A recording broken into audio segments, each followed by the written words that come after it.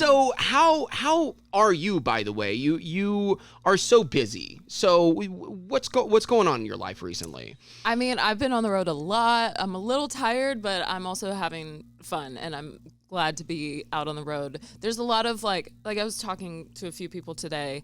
They were like, what's the best part about being an artist? And I was like, well, I love performing and being in front of the fans, but there's also like a ton of experiences that I would have never had it not been for music. So I get to go out and, randomly play golf, but also there was like a professional golf player with us. So yeah. I got to learn some things and do all of that. So there's a lot of pros. The cons are being tired and not getting enough sleep, feeling like crap sometimes, but it's fine. I bet. So like how many hours of sleep would you say you get a night? That depends. Like the other night I got back to my hotel room at 2 and I had to be up at 4 for a flight. So it varies. Yeah. Is it easier for you to sleep on the flight now though, since you're kind of used to flying? It is, but it's uncomfortable and it's not like the best sleep you're ever gonna have. Right. But I could probably lie down on this floor right now and take a great nap. Right. I will say something I've discovered lately, because I tend to fly a lot. They make a Tempur-Pedic neck pillow. Yeah, I would definitely look at it on Amazon, because I cannot sleep on planes, but I will knock out with that thing on my shoulders. All right. Well, I'm learning all kinds of things today. So I've always wanted to ask you, you started off music relatively young. I read somewhere that you started writing music at age 13. Mm-hmm. So I'm sorry, at age 13, I don't know, I think I was still playing like video games on my computer or something like that. Like, how does someone start something like so brilliant at such a young age? I mean, I was kind of a weird little creative kid. I was making up songs. Like, I would stand in the mirror and make up songs at age like 8 or something. Yeah. But then when I learned guitar, that was when I really started actually writing songs. And I mean, those songs are probably absolutely horrible, and I hope nobody ever hears them. But they were, everyone starts somewhere. When you're 13, you feel like you're so much older than you really are, and you're going through emotions and feeling all of these things, and that was kind of my way to get that out there. So do you still listen to them back at all? No. Okay. Not those. Because it kind of is almost like a diary into what you were going through at that young age. Yeah, definitely. I mean, I still remember like a few of them, and I had a YouTube channel, so there's evidence. Oh my gosh. Of some of these. Anyone listening is probably going to go look that up right now. No, don't do that. She doesn't want you to do that.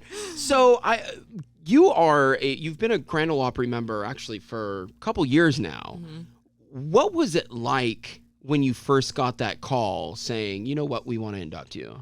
I mean, getting to play the Opry is just one of those things that, I mean, I'll never get over it. It's so amazing to play on a stage that so many incredible people have played on.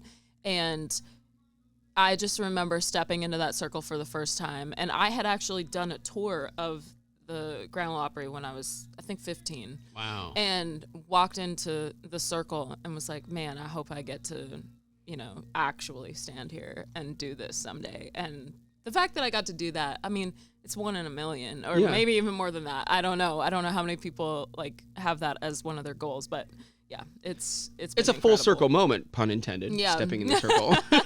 For real. And I got to sing. I have a song that just came out, "Jealous of Myself," and I recently performed a song, "Blue" by LeAnn Rimes, in the circle, and that was like one of my grandpa's favorite songs. When I performed on the Opry, that was a huge thing for me. Like, I just wanted to play it for my grandpa. And then I ended up getting to put LeAnn Rimes on one of my songs, "Jealous of Myself." So it's there's all of these full circle moments that have come from the Grand Ole Opry. So you have LeAnn Rimes on one of your songs. Is there anyone else that you're like, wow, I really wish? It doesn't even have to be country. Yeah. I mean, oh gosh, there's so many. Obviously Taylor Swift. Right. Duh. I mean, but besides her, I was literally about to say anyone but Taylor Swift, because I think that's a given.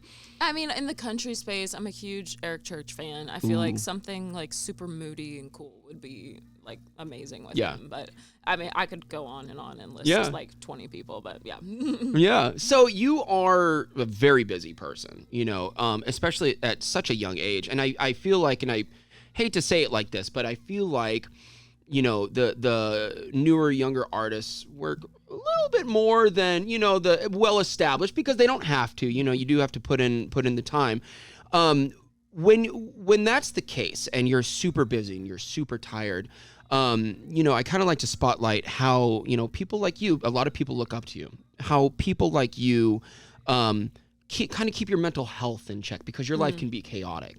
So is there anything specific you do to make sure, like, you know, whether it's decompressing, like how you decompress, or just how you just essentially keep your mental health in check with such a chaotic life? Yeah, well, I try. I would say my mental health is not in check. Well, I mean, I don't think any of ours is. Yeah, it's a little chaotic. It's all over the place. It's trying to manage relationships and things like that all at the same time while being super busy. So for me, the best thing that meds, right? number one. I mean, listen, and we can't knock them, because sometimes that's what you need. You know, it is definitely what I need. Yeah. I have struggled with my mental health since I was and you know what? 12. By the way, thank you for being open about that. You know, I don't think there's any shame in that. I think that, you know, when someone tells you you need heart medication, you take the medication. Yes. If someone tells you you need medication for your mental health, you should take the meds. like chemo for cancer, or Exactly. or anything. You know, a lot of when people start looking at it as something that's essentially necessary to live. It is, and for me, it is. So, yeah, I try to take care of it in that sense, and then also like decompressing, hanging out with friends, seeing people that I love, and hanging out with people that don't like drain me. You know what I Right. mean? Like, Yep.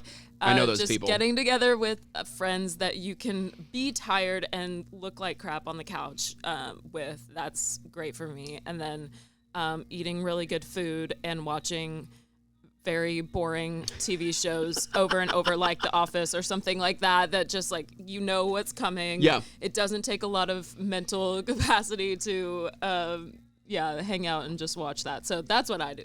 Yeah, there was a study, and funny you bring up The Office, because I'm the same. I fall asleep to the Office and Schitt's Creek.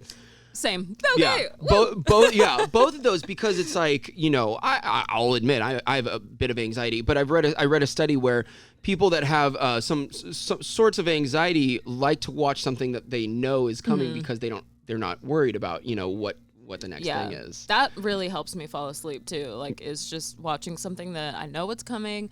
I don't have to pay attention, and I just get to, you know, experience that again and again. Yeah, exactly. And it's like a constant. So, yeah. And it's great every time. It is. Tenille Arts, thank you so much. Is there anything you want to tell your Sacramento fans? Because I can't wait to see you perform on Golf and Guitar stage. Oh, goodness. Well, I just finished writing a brand new album that will come out in the fall. Oh, good. And I just released a brand new song called Summer Don't Go a few days ago. So. And is that the first single on the album?